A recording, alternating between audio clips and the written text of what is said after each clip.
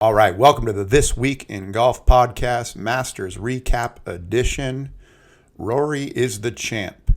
11 years after blowing it, he shoots 11 under, completes the career Grand Slam. Well-deserved, very well-deserved. And it's his third win of the year. He won previously at the Players' Championship, and he won at Pebble Beach, both signature events. Now he's won the Masters. $3.6 million for each. So he's earned over $10 million already this year.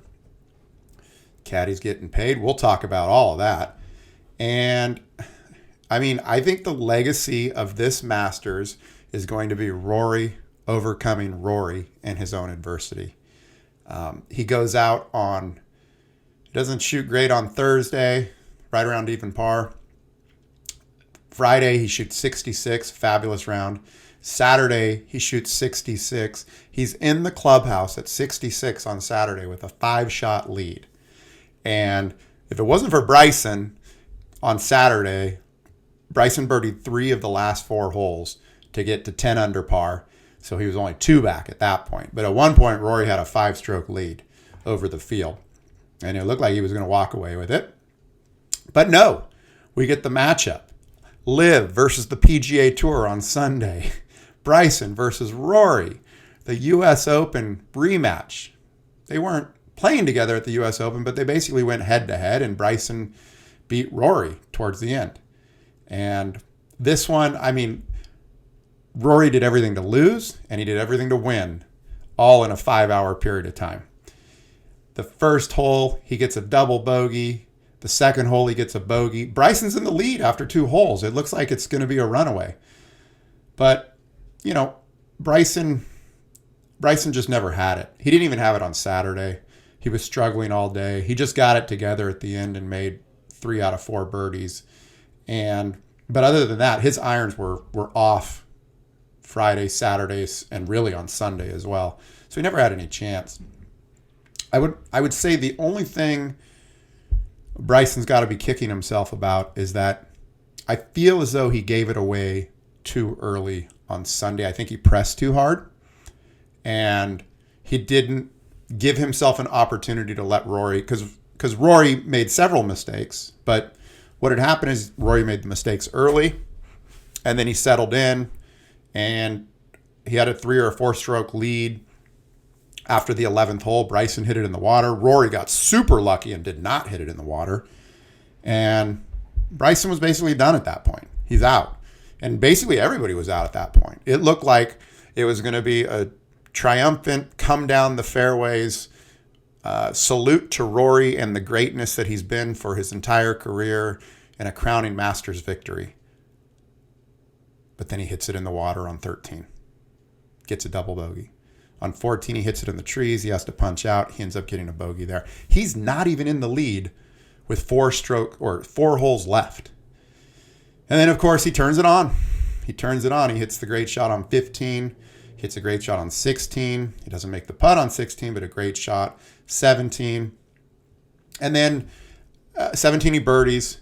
And all he has to do is par the final hole. And he is the champion. And he hits a perfect drive down the middle. He's got 120 yards into the green. And he misses the green into the fairway. And we all know the rest. He gets a bogey there. And Justin Rose, who finished probably an hour before him, who played phenomenal as well. See, Justin Rose kind of did the opposite. He played good Thursday and Friday. He has the 54-hole lead. And then on Saturday, he shoots 75. It was pretty tough to watch. He missed a lot of putts within 5 feet. And I think he 3-putted once from within 5 feet. So, he looked out of it, completely out of it, but he shoots 66 on Sunday and he makes a birdie on the 18th hole. And, he's in the playoff. He's in a playoff with Rory. And it was an interesting time because I'm watching the Masters and my daughter called me right as Rory missed the birdie putt, the par putt. So it's going to go to a playoff. So, when my daughter calls, I answer the phone and I was chatting with her because a lot of times when I call her, she doesn't answer. Or if she does answer, she says, I'll call you back. So when she calls me, I want to talk to her. So we had a nice conversation. So I basically watched the entire playoff while I was talking to my daughter. And I want to know the truth about you right now. Did you cry when Rory won the Masters? Rory sure did. Fell down on his knees and cried on the 18th green when he won the playoff. I probably would have, but I was speaking on the phone to my daughter, and so I really wasn't, I was kind of in the conversation more than I was watching what was happening on TV. I mean, it is golf. It's like you watch 2 tee shots, you have 3 minutes before you watch 2 approach shots.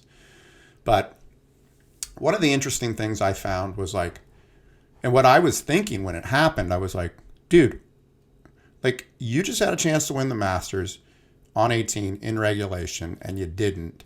And now you have to go play in a playoff hole.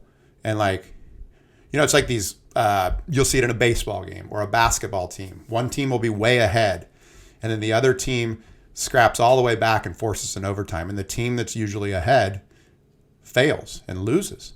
And so this is what I'm thinking. I'm like, oh my God, this guy is going to lose the Masters in a playoff, right? It's like, what do you do? And the key thing, and it was my key takeaway, and it was Harry Diamond, who's Rory's caddy. And it made me think, I don't know if I thought about this before I heard the quote or not, but I was like, what do you say at that point in time to yourself? Or if you're the caddy, what do you say to the player? Hey, everything's going to be okay or whatever. But here's what he said, and I'll read it to you. So they're in the golf cart. They're going down to the 18th tee, and Harry Diamond says, well, pal, we would have taken this on Monday morning. And Rory said, yeah, absolutely we would have. And he basically told me, look, you would have given your right arm to be in a playoff at the start of the week. So that sort of reframed it for me a little bit. And I wrote an article on this. It's actually on the Golf BPM blog about this very topic, about reframing and mental approach to golf.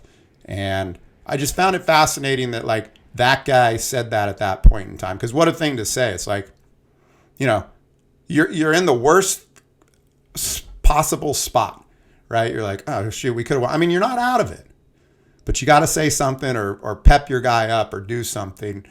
And to say, 5 days ago, if I would have told you we'd be in a playoff, you'd take that, right? Heck yeah. So let's go out and win this thing. And he does. Both players in the playoff drive it perfectly down the fairway. They both have approach shots. Rose goes first, hits to about 15 feet. And Rory, he did it again, man. He put the ball to like within 4 feet of the hole. I mean, he had some moments where it was inexplicable what he does on 13 and on 18 in regulation, where he's within 100 yards and he completely misses the green. One he hits into the creek and the other one he hits into the bunker. And then but he would also have these shots on like the 15th hole where he's like 200 yards away and he hooks it around a tree and he puts it to 5 feet away. And the day before that, he was on the same hole, the 15th hole, and he hits it to like 4 feet away and makes an eagle. And just incredible shots. And then these just like 2 shots. There were more than 2. There were a few of them where they just came from nowhere. And, and he kind of like falls apart and then he pulls it back together. He makes the putt. He wins the tournament. I mean, what a tournament to watch. And it was very, very like mentally taxing just to watch. I can only imagine what this guy was going through while he was playing it. 1 minute you're out of it. You play yourself back into it. You're out of it. You play yourself back in. Now you're tied. Now you win. Now you're crying on the green, just like you were at home, right? You don't have to lie. I know you were crying. So many great things about the tournament, obviously. And the course is always the winner. It always comes down to the second 9. You're not allowed to say the back 9 when you're on the broadcast at the Masters. You have to call it the second 9. So on the second 9, look, every year after year, the drama is there. I don't know how they do it, but they always get, well, obviously it's the best players in the world, but they always get like 2 of the best going down within the last 3 or 4 holes, duking it out. And that was spectacular. My only critique on the Masters whatsoever is the Thursday, Friday broadcast. I think they should do a full broadcast of whatever, 8 hours. They need to do more. Because like Friday, Bryson was on fire. And some of the other early players too, it might have been Ludwig Ahlberg and a few others, were playing really well. And the broadcast doesn't even start until, I think, 2 o'clock Eastern. Starts at 11 o'clock here in California. And so, the first tee time's at 7 in the morning. So there's like 5 hours where all these top guys are playing and you're not even going to see them. And the same thing happens on Thursday because of the way they staggered the tee time. So, there's a lot of great players that aren't even on TV playing great rounds. And then I think they need to do something about that. But yes, you can go onto the app. Yes, you can watch holes 4, 5, and 6. Amen Corner, holes 15 and 16. But it's just not the same, man. They need to have a broadcast. They should have a full broadcast. We'll see. The next one is, I played DraftKings. I never do anything gambling wise, but I just figured, what the heck? I'll get a DraftKings team. So I entered a few games and I did nothing on any of them. But I was paying attention because I wanted to see who won the $1 million.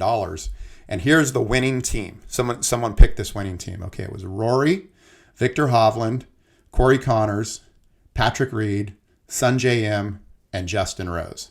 That's your winning DraftKings team for $1 million. Now, the interesting thing is I was actually watching this. I just looked on Sunday to see let's see who picked the perfect team, right? And there was another guy that was like 2 points behind whoever the winner was, and he had Bryson.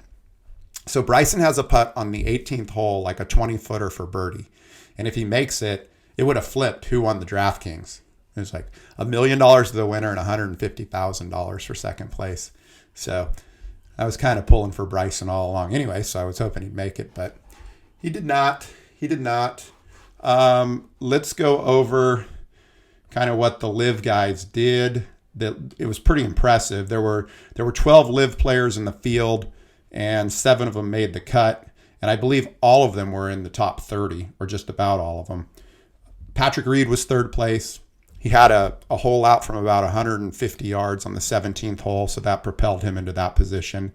The next guy down was Bryson. He ends up tied for 5th, shooting 75 on Sunday.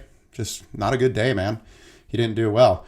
The other guys that were in there, Bubba Watson, previous Masters champion, 2-time, shoots 3 under. John Rahm, 3 under. Terrell Hatton, 3 under. Where are the other guys? There's a few of them down here. Joaquin Neiman is even par. And then the final guy is Charles Schwartzel, and he shoots 2 over. Mickelson doesn't make it. Brooks doesn't make it. Sergio doesn't make it. I mean, did you see Sergio's outfit on Thursday? I couldn't believe it. I picked Sergio on my DraftKings team. I'm thinking he's been playing good on LIV lately. He could potentially contend in this thing. And he shows up looking like Ronald McDonald on Thursday. It's like, there's certain moments in your life where you just like see or hear something and your investment is just sunk. That was literally that moment. No LIV golf this week. PGA is at the RBC Heritage, and it is a signature event. $3.6 million on the line. Scheffler won it last year. And by the way, Scheffler got 4th place at the Masters, kind of quietly, snuck in there. Just played solid all along. Let's see what Scheffler shot day after day. 68, 71, 72, 69. So he's under par 3 of the days and shoots even par 1 of the days. So we'll see if he can do it at the RBC Heritage. Ladies and gentlemen, that is This Week in Golf. Hey, it's Jeremy Callahan, and thanks for listening to This Week in Golf. Make sure and hit subscribe so you can get all the latest news and analysis from Golf BPM.